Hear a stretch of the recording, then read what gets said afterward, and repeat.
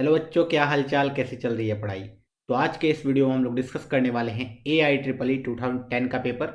इससे पहले हमने ऑलरेडी 2011, 2012, 2013, 14 एंड उसके आगे 2019 एंड 2020 तक का सॉल्व करके रखा है जेईई मेंस का पेपर। 2021 को अभी हमने छोड़ दिया है क्योंकि वो ऑलरेडी यूट्यूब पे बहुत सारे अवेलेबल हैं। तो कुछ बच्चों ने हो सकता है ऑलरेडी वहाँ से देख लिया होगा, लेकिन 2010 या उसके पीछे वाले अवेलेबल नहीं मिलेंगे तुम्हें इतने अच्छे से डिस्कस किए हुए। तो हम लोग क्या करेंगे, अभी 2010 का पेपर सॉल्व कर लेंगे, फिर 9 का भी सॉल्व कर लेंगे एंड उसके पीछे दो चार और पेपर सॉल्व कर लेंगे। इससे क्या होगा, तुम्हें एक ही जगह पे सारे के सारे प्रीवियस ईयर मिल जाएंगे एवरी ईयर्स के। तो ये तो जेई मेंस की बात हो गई। लेकिन अगर तुम जेई एडवांस की तैयारी करते हो तो वहां पे भी हमने ऑलरेडी 2011 से लेकर के 2019 तक का सारे पेपर सॉल्व कर रखे हैं, एक एक क्वेश्चन को बहुत ही डिटेल में डिस्कस कर रखा है। उसके भी 2020 के, 2021 के एंड 2011 के पहले वाले पेपर्स हम लोग डालने वाले हैं। लेकिन वो कब डालेंगे, पहले जेई मेंस हो जाने दो। जेई मेंस से जेई एडवांस के बीच में जो टाइम गैप मिलता है उसमें हम लोग जेई एडवांस के पेपर सॉल्व करेंगे। तो चलो यार, पेन एंड पेपर लेके बैठ जाओ। जो भी क्वेश्चन तुम्हारे स्क्रीन पे आएगा उसको सबसे पहले तुम्हें अटेम्प्ट करना है, देन ही सॉल्यूशन देखना है कि मैंने किस तरीके से सोचा। तुम्हारा थिंकिंग एंड मेरे थिंकिंग को अलाइन हो रहा है अगर, तो बहुत बढ़िया है। अगर नहीं हो रहा है, तुम्हें एक डिफरेंट वे सोचने को मिल गया, तुम दोनों वे को याद रखो ताकि तुम्हें एक ही क्वेश्चन को मल्टीपल अप्रोच से सोचने को सीख रहे हो। ठीक है, तो चलो स्टार्ट करेंगे। सबसे पहला question, question number 1, straight line का क्वेश्चन है, कोऑर्डिनेट ज्योमेट्री। बहुत ही सिंपल सा एंड बहुत ही प्यारा सा क्वेश्चन है। क्वेश्चन रीड करेंगे एंड समझेंगे क्वेश्चन समझाना क्या चाह रहे हैं। There is a line x/5 plus y/b is equal to 1। This line is passing through this. अब पता नहीं ये इन्होंने क्यों करवाया ऐसा, इन्हें बी कैलकुलेट करवाना था बेसिकली। मतलब सीधी बात है यही ना, कि एक लाइन दे दिया उन्होंने, एक बी को अननोन छोड़ दिया एंड बोल दिया कि this line is passing through this. This means this point को मैं इस लाइन में रख दूंगा, वहां से मेरे पास बी आ जाएगा। ठीक है, ये लाइन आ गया, this line is known, L line. आगे बढ़ते हैं, the line K is parallel to line L. अच्छा, दो लाइन्स पैरेलल, इस मीन्स उन दोनों का स्लोप सेम है and has the equation this. इसका मतलब एल लाइन अगर निकल जाएगा तो इसका स्लोप भी निकल जाएगा, बोलेंगे हाँ। अच्छा, स्लोप निकल गया। अब ये जो के लाइन है इसमें एक अननोन है, डेट इज सी। अच्छा, इस लाइन का क्या स्लोप बता सकते हो, बोलेंगे हाँ। इस लाइन का भी स्लोप बता सकता हूं, लेकिन उसमें सी आएगा शायद, हाँ। सी अननोन है, हाँ। और मुझे पता है ना कि इस लाइन का स्लोप और इस लाइन का स्लोप सेम है। क्यों? क्योंकि दोनों पैरेलल लाइन है। ओके, वहां से मुझे क्या मिल जाएगा, सी मिल जाएगा। देन उन्होंने क्या पूछा है, then we have to find the distance between L and K. दोनों लाइन्स आ जाएंगे, दोनों के इक्वेशंस आ गए। उसके बाद दो पैरेलल लाइंस के बीच का डिस्टेंस का फॉर्मूला हमें पता होता है, उस फॉर्मूले को अप्लाई करके हमारा आंसर आ जाएगा। तो ये था proper line of thinking question पढ़ने के बाद। अब बस हमें क्या करना है, इसको एग्जीक्यूट कर देना है। एग्जीक्यूट करते टाइम बस हमें ध्यान रखना है कि सिली मिस्टेक हमसे ना हो। तो चलो, question number 1, x/5 plus y/b is equal to 1। इसको 13, 32 सेटिस्फाई करेगा। तो 13/5 plus 32/b is equal to 1।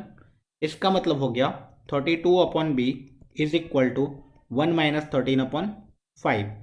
So this is equal to 5 minus 13/5। 5 minus 13 तो -8 होता है। सो 8 4 जा 32।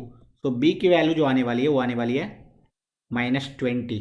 5 × 4 cross multiply and minus sign उधर था ऑलरेडी, b की वैल्यू आ गई। अच्छा, b की वैल्यू आ गई, दिस मीन्स लाइन आ गया x/5 minus y/20 is equal to 1। Minus y/20 क्यों लिया, हाँ प्लस y लिया, लेकिन b के जगह -20 रखा तो प्लस एंड माइनस मिलकर माइनस बन गया। अब इसको और सिंप्लीफाई कर सकते हैं, ax plus b y plus c के फॉर्म में लिख देते हैं। So this is equal to 20 से दोनों साइड मल्टीप्लाई कर दो। 20 से दोनों साइड मल्टीप्लाई कर दोगे तो 4x minus y is equal to 20। तो यहाँ से हमारे पास जो इक्वेशन आया वो आया 4x minus y minus 20 is equal to 0। ये लाइन L है, इस लाइन का स्लोप पता है क्या, बोलेंगे हाँ। This is equal to y is equal to 4x minus 20 के फॉर्म में, तो m इज इक्वल टू 4। इस लाइन का स्लोप इस लाइन के स्लोप के बराबर होना चाहिए। इस लाइन का स्लोप निकालो पहले। सो this is x/c, that is 1 minus x/c is equal to y/3. So y will be equal to 3 minus 3/c x। इससे मुझे पता चला कि -3/c जो है स्लोप है एंड उसकी वैल्यू 4 के बराबर होनी चाहिए। c की वैल्यू कितनी आ रही है, सो बोलेंगे -3/4। अच्छा, c की वैल्यू अगर आ चुकी है तो यहाँ से इक्वेशन आ जाएगा x/-3/4 plus y/3 is equal to 1। दोनों साइड 3 से मल्टीप्लाई कर देंगे, that is 4x with negative sign plus y is equal to 3। तो यहाँ से आई कैन से हमारे पास जो इक्वेशन आया वो आया 4x minus y is equal to -3, 4x minus y plus 3 is equal to 0। And हमें क्लियरली दिख रहा होगा कि दोनों लाइंस पैरेलल है। दो लाइंस पैरेलल होते हैं, this means a x plus b y plus कुछ constant is equal to 0, a x plus b y plus another constant is equal to 0। ये दोनों लाइंस पैरेलल है। अब इन दोनों के बीच का अगर मुझे डिस्टेंस कैलकुलेट करना है तो I can say distance will be equal to C2 minus C1 या C1 माइनस C2, कोई फर्क नहीं पड़ता है उससे, divide by root over a² plus b²। फर्क इसलिए नहीं पड़ता है क्योंकि हम लोग डिस्टेंस कैलकुलेट कर रहे हैं तो मॉडुलस तो लेंगे ही, सो इससे कोई फर्क नहीं पड़ेगा, हेंस डिस्टेंस आ जाएगा। तो हम लोग डिस्टेंस निकाल लेते हैं। Distance will be equal to C2 minus C1 3 minus -20 divide by root over a² that is 4 का स्क्वायर 16, 1 का स्क्वायर माइनस 1 का square basically 1। So this is equal to 23 divided by root 17। ये आ गया हमारा डिस्टेंस। तो ultimate answer is 23 divide by root 17, that is option number 1। Simple question. तो question पढ़ने के बाद मैंने किस तरीके से सॉल्व किया, सबसे पहले मैंने लाइन ऑफ थिंकिंग, मतलब बेसिकली मैं किस तरीके से प्रोसीड करने वाला हूँ क्वेश्चन में, वो मैंने क्वेश्चन पढ़ने के बाद ही एक रोड मैप बना लिया क्वेश्चन का कि मैं ये करूँगा, ये करूँगा, ये करूँगा। इस तरीके से अगर तुम कर लेते हो तो तुम्हारा लाइफ बहुत आसान हो जाता है। क्यों? क्योंकि ऑब्वियस सी बात है, फिर तो तुम्हें कैलकुलेशन ही करना है, बस कैलकुलेशन करने वक्त ध्यान देना है कि सिली मिस्टेक ना हो जाए मेरे से। चलो नेक्स्ट क्वेश्चन पे मूव करेंगे। नेक्स्ट क्वेश्चन बहुत ही सिंपल है, पीएनसी का पूछना चाह रहे थे लेकिन ये बहुत इजी क्वेश्चन बन गया। देखो बोला है number of 3x3 non singular matrix. सबसे पहली बात तो ये टर्म क्या है उसको हमें जानना पड़ेगा। नॉन सिंगुलर मैट्रिक्स का मतलब क्या होता है? अगर मेरे पास एक मैट्रिक्स है ए, उसका डिटर्मिनांट नॉट इक्वल टू 0 आएगा तभी उसको नॉन सिंगुलर मैट्रिक्स बोलेंगे। अगर डिटर्मिनांट इज इक्वल टू 0 आ गया, दिस मीन्स वो कैसा मैट्रिक्स हो गया? सिंगुलर मैट्रिक्स हो गया। ओके, दिस मीन्स हमें ऐसे कितने मैट्रिक्स बनेंगे 3x3 जिनका डिटर्मिनांट नॉट इक्वल टू 0 हो, विथ क्या क्या एंट्री है हमारे पास? 4 1 का यूज करना है, 1 2 3 4 4 वंस। एंड ऑब्वियस सी बात है अगर 3x3 का मैट्रिक्स है तो टोटल एलिमेंट्स कितने होंगे उस मैट्रिक्स में? मैं बोलूँगा 3 रो 3 कॉलम, मतलब 9 एलिमेंट्स होंगे। दिस मीन्स जीरोस कितने? 5 जीरोस। ठीक है, ओके, 5 जीरोस 4 1 को यूज करके तुम्हें देखना है कितने ऐसे मैट्रिक्स बनेंगे जिनका डिटर्मिनांट नॉट इक्वल टू 0 है। एंड इन्होंने आंसर एकदम अच्छा दिया है, एटलीस्ट 7 लेस देन 4 5 6, ये आंसर। अब तुम खुद सोचो ना, अगर मैं एक आइडेंटिटी मैट्रिक्स लिखता हूँ 1 1 1, बाकी हर जगह 0 0 0, इसमें कितने 1 यूज हुए? तुम बोलोगे सर इसमें 3 ही 1 यूज हुए, बाकी कितने 0 यूज हुए? 6 जीरो। क्या इसका डिटर्मिनांट 0 है? बोलेंगे नहीं, बिल्कुल नहीं। दिस मीन्स अगर मैं डायगनल एलिमेंट 1 1 लिख दूं, बाकी जगह कुछ भी फिल कर दूं, इसका डिटर्मिनेंट 0 नहीं आएगा। हेंस अब मैं ऐसा बोल सकता हूं कि यहाँ 0 0 1 डाल दो, 0 0 0 डाल दो। अब तुम्हें दिख रहा है इसी 1 का पोजीशन कितनी बार चेंज हो सकता है सेम मैट्रिक्स में? एक बार यहाँ रहेगा, एक बार यहाँ भी रखा जा सकता है, एक बार यहाँ भी रखा जा सकता है। वो तीनों के तीनों डिटर्मिनेंट अलग अलग होंगे क्या? हाँ, एक बार इधर भी रखा जा सकता है, एक बार इधर भी, एक बार इधर भी। दिस मीन्स ऐसे कितने आगे सिर्फ डायगनल एलिमेंट्स में 1 1 1 रख दूं तो कितने मैट्रिक्स आ रहे हैं? 6 मैट्रिक्स तो यही हो गए। Okay, this means option number 2 and option number 5 तो ऐसे ही कट गया। ओके, ऑप्शन नंबर 4 हो सकता है, ऑप्शन नंबर 7। अब मैं एक भी ऐसा डिटर्मिनेंट दिखा दूं, मतलब मैट्रिक्स दिखा दूं जिसका ये पोजीशन अलग अलग करके और जिसका डिटर्मिनेंट नॉट इक्वल टू 0, तो आंसर 1 हो जाएगा। दिस मीन्स एक मैट्रिक्स देखना ध्यान से, 1 1, मैंने एक एलिमेंट लिया 1 1 एक ही में, उसके बाद इसको 0 डाल दिया। ओके, अब तुम सोचना ध्यान से कि इधर 0 डालूं एंड इधर भी 0 डालूं, यहाँ 1 डाल दूं। ओके, 3 1 यूज किया, यहाँ 1 यूज किया, इधर 0 यूज किया, इधर 0 यूज किया, 4 1 यूज कर लिया। हाँ, ओके, इसका डिटर्मिनेंट एक बार कैलकुलेट करो। 1 लिखोगे तो आएगा 0 0, इसका 0 हो गया। ओके, ये 0 तो 0 रखोगे, देन ये लास्ट वाला 1 लिखोगे तो रो एंड कॉलम गया 1 आ गया -0, इस बार नॉट इक्वल टू 0 आ गया। ओके, दिस मीन्स ये जो सेम मॉडल है, ये सेम मॉडल के फिर से हमें बहुत सारे डिटर्मिनेंट मिल सकते हैं, मतलब बहुत सारे मैट्रिक्स मैं बना सकता हूँ। ये 1 को इधर शिफ्ट कर दूँ, इस 1 को इधर, ऐसे ये सेम टू सेम को रो एंड कॉलम को ट्रांसपोज करके 2 तो यही बन जाएंगे। दिस मीन्स 8 तो मेरे सामने ही दिख रहे हैं, 6 इधर से, 2 इन दोनों का, और ऐसे बहुत सारे मैं बना पाऊंगा। ठीक है, दिस मीन्स कम से कम 7 मैट्रिक्स तो आ ही जाएंगे। कितना सिंपल क्वेश्चन था, बस तुम्हें थोड़ा सा दिमाग लगा के काउंट करना था कि क्या क्या पॉसिबिलिटीज है। और इन्होंने जो है ना एंट्रीज भी बहुत इजी इजी दी है, 0 एंड 1, उससे तो हो ही जाएगा। चलो नेक्स्ट क्वेश्चन मूव करते हैं। अब ये जो क्वेश्चन ये एनसीईआरटी लेवल का है, जो बच्चे अगर एनसीईआरटी सॉल्व करेंगे ना वो इस बच्चे वो क्वेश्चन को सॉल्व कर लेंगे। देखो एक फंक्शन डिफाइन किया गया, all real number two all real, मतलब ये फंक्शन हमेशा डिफाइंड है, कभी भी कोई प्रॉब्लम नहीं आने वाली है। एंड हमें दिख रहा है piecewise function. Piecewise function का मतलब क्या होता है, अलग अलग एक्स पे अलग अलग तरीके से डिफाइन किया गया। अब ये जो फंक्शन है एफ एक्स, उसको डिफाइन किया कि -1 से छोटा या -1 के बराबर पे ये वैल्यू रहेगी, -1 से बड़ा ये वैल्यू होगा। एंड बोला गया this function has local minimum at x is equal to -1। इसका मतलब ये function x is equal to -1 पे लोएस्ट वैल्यू ले रहा है इस टाइप से। ठीक है, then the possible value of k, and since k की पॉसिबल वैल्यू पूछनी है, तुम सोचो local minimum and local maximum की बात हो रही है। दिस मीन्स ये फंक्शन सबसे पहली बात क्या होना चाहिए, कॉन्टिन्यूअस तो होना ही चाहिए। जब तक कंटिन्यूअस नहीं होगा -1 पे, तब तक लोकल मैक्सिमम मिनिमम की बात कैसे होगी। दिस मीन्स कंटिन्यूअस होने के लिए -1 पे वैल्यू डालो, -1 पे LHL is equal to RHL होना चाहिए। तो -1 डाला तो k +2 की वैल्यू -2 +3 के बराबर आनी चाहिए। तो k +2 is equal to 1, k is equal to -1, एक लाइन का आंसर। ठीक है, आगे अपने आप वो हो जाएगा। Next, A be a 2x2 matrix with non zero entries and a² is equal to i। ठीक है, इन्होंने a² की वैल्यू i दी हुई है, i is identity matrix, and इन्होंने पहले ही बोल दिया भाई इजी वाला मैट्रिक्स है 2x3 का, ज़्यादा कैलकुलेशन नहीं करवा रहे तुमसे। Where i is a 2x2 identity matrix, define trace of a, इन्होंने एक क्वांटिटी डिफाइन की TR ऑफ ए, और इसका मतलब बोल दिया कि जैसे तुम्हारे पास मैट्रिक्स है ABCD, तो इसका जो डायगोनल एलिमेंट्स है AD का सम 0 होगा। ये स्टेटमेंट ट्रू है या फॉल्स है बताना है हमें। देन स्टेटमेंट 2 बोला डिटर्मिनेंट जो होगा इसका, that is AD minus BC, वो 1 के बराबर होगा, ये भी बताना है ट्रू या फॉल्स है। ठीक है, देख लेते हैं। सिंस इन्होंने कोई भी मैट्रिक्स नहीं दिया,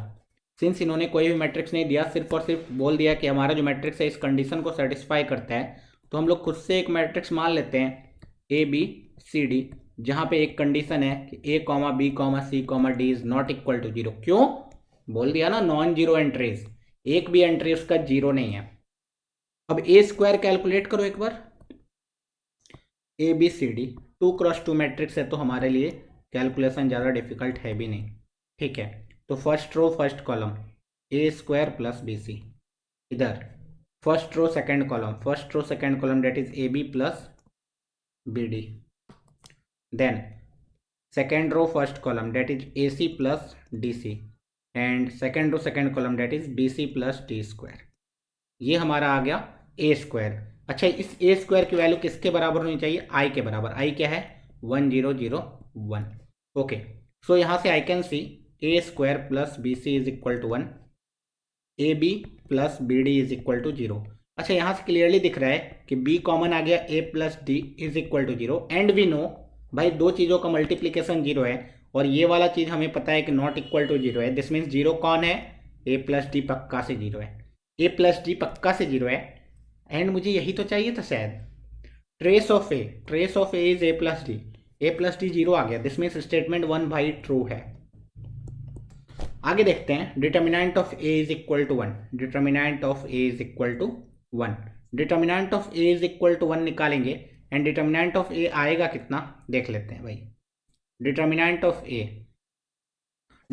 A तो यहीं से निकाल सकते हैं, A² is equal to I है, दोनों साइड अगर मैं डिटर्मिनेंट ले लूँ तो आई कैन से A² का डिटर्मिनेंट 1 के बराबर डेट इज ए का डिटर्मिनेंट का स्क्वायर इज 1 के बराबर, so determinant of A plus और माइनस 1 के बराबर। So from here I can से by determinant of A plus और माइनस 1 होना चाहिए, और इन्होंने बोला सिर्फ 1 के बराबर, दिस मीन्स पे दूसरा वाला false. So statement 1 is true, statement 2 is false, option number 4 is true. Simple question था, थोड़ा बहुत बेसिक नॉलेज होना चाहिए मैट्रिक्स का, क्वेश्चन सॉल्व हो जाएगा। अब ये नेक्स्ट क्वेश्चन, ये इंटरेस्टिंग क्वेश्चन और ये अच्छा क्वेश्चन है, ठीक है। अभी तक जितने भी क्वेश्चन किए सबसे अच्छा क्वेश्चन यही है। तो देखो, 4 numbers are chosen at random from the set 1 2 3 से 20। 1 2 3 4 से लेकर के 20 नेचुरल नंबर्स है, हाँ। इसमें से 4 नंबर सेलेक्ट किया। अब बोला है क्या प्रोबेबिलिटी है that chosen numbers when arranged in same order some order will form an AP. मतलब वो जो 4 नंबर चूज किया उसको किसी भी तरीके से अरेंज करो, वो एपी बनना चाहिए। आगे से बढ़ते जैसे भी अरेंज करना है एपी बनेगा, क्या प्रोबेबिलिटी है, ठीक है। यहाँ 4 नंबर कर दिया, अगर 3 नंबर करता है ना बहुत आसान हो जाता है क्वेश्चन, क्योंकि 3 नंबर वाला क्वेश्चन बहुत सारे हर कोचिंग में करा दिया जाता है, या फिर कोचिंग के बुकलेट में, या फिर प्रीवियस ईयर में भी आया हुआ है, ठीक है। 3 नंबर्स में क्या होता है कि हमें पता है कि अगर ए बी सी मैं चूज करूँ तो ऑब्वियस सी बात है ए प्लस सी का सम 2 भी होना चाहिए। दिस मीन्स मैं इस तरीके से 2 नंबर्स चूज करूँ जिनका सम इवन आ जाए। वो कैसे पॉसिबल है, या तो मैं दोनों को इवन सेलेक्ट कर लूँ या तो दोनों को ऑड सेलेक्ट कर लूँ। तो ये पॉसिबिलिटी है, इस तरीके से मैं सेलेक्ट कर लूँगा, काम बन जाएगा। तो वहाँ पे मुझे बहुत सारे कॉमन डिफरेंस लेके केस नहीं बनाने पड़ते हैं। लेकिन यहाँ पे हिंट भी दे दिया कि if the 4 chosen numbers form an AP then the set of all possible value of common difference is this. मतलब उन्होंने बोल दिया कि भाई कॉमन डिफरेंस से करो। चलो, तो तुम्हें सोचो कॉमन डिफरेंस डी ले रहा हूँ, कॉमन डिफरेंस अगर 1 है या प्लस और माइनस 1 मान सकते हो, तो क्या क्या पॉसिबिलिटी होगी 4 नंबर्स की। तुम बोलोगे 1 2 3 4 सेलेक्ट हो सकता है, या फिर 2 3 4 5 सेलेक्ट हो सकता है, या फिर 3 4 5 6 सेलेक्ट हो सकता है, और इसी तरीके से आगे बढ़ते जाओगे तुम बोलोगे 17 18 19 20 सेलेक्ट हो सकता है। इसके अलावा और कुछ नहीं। ऐसे कितने हैं, तो कितना है तो काउंट करना बहुत आसान है। क्या, पहले एलिमेंट फोकस करो, पहला एलिमेंट एक बार 1 था, एक बार 2 था, एक बार 3 था, लास्ट 17 है। दिस मीन्स ऐसे 17 है टोटल जिनका कॉमन डिफरेंस प्लस या माइनस 1 है। प्लस और माइनस 1 क्यों बोल रहा हूँ, क्योंकि ऑब्वियस सी बात है कोई ऐसे रख दे 4 3 2 1 तो उस समय कॉमन डिफरेंस -1 हो जाएगा। Okay, common difference is equal to 2 के केस में क्या हो रहा है, 1 2 होगा तो 3 2 होगा तो 5 2 होगा तो 7, देन 2 रखोगे तो 2 2 4 4 2 6 6 2 8। इसी तरीके से कहाँ तक जाओगे देखो, 20 -2 करोगे तो 18 -2 करोगे तो 16 -2 करोगे तो 14, यहाँ तक जा पाओगे। और ये क्लियरली दिख रहा है 14 है। कैसे, पहले एलिमेंट पे मैं फोकस कर रहा हूँ, 1 2 से 14 तक जा रहे हो तो 14 है ये। Okay, next, common difference is equal to 3। तो 1 सेलेक्ट किया तो 1 + 3 4 4 + 3 7 7 + 3 10। 2 सेलेक्ट किया तो 2 + 3 5 5 + 3 8 8 + 3 11। इस तरीके से कहाँ तक जाओगे देख लो, 20 20 - 3 17 17 - 3 13 सॉरी 14 14 - 3 11।